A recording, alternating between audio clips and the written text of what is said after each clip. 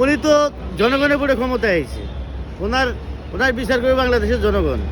উনি যদি ভালোভাবে রাষ্ট্র চালায়, এটা জনগণ বিচার করবে। তারা তো বাধা দিবে, যেরকম 1971 সালে যেরকম আমাদের বাংলাদেশের স্বাধীনের বিরুদ্ধে বাধা দিছিল, গণতন্ত্র আমাদের ভাষা আন্দোলনে তারা যে ধরেন একটা বাধাগ্রস্ত সৃষ্টি করছিল, একই ধরনের বাধা দিবে, একই ধরনের কাজ করবে। আমাদের বাংলাদেশে 71-এ কি বাংলাদেশ কি স্বাধীন হয়নি? হয়েছে। আল্লাহর রহমত, উনিও শহীদ রাষ্ট্রপতি জিয়াউর রহমান সাহেবের ছেলে, একজন বীর মুক্তিযোদ্ধার সন্তান।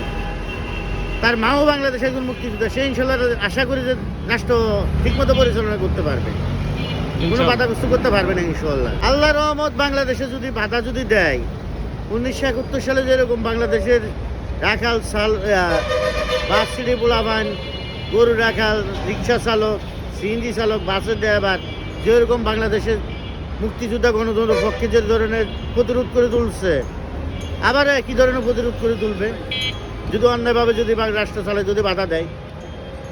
আমাদের বর্তমানে দেখুন যে রাষ্ট্র সবার আগে দেশ, সেটা হলো আমার বাংলাদেশ।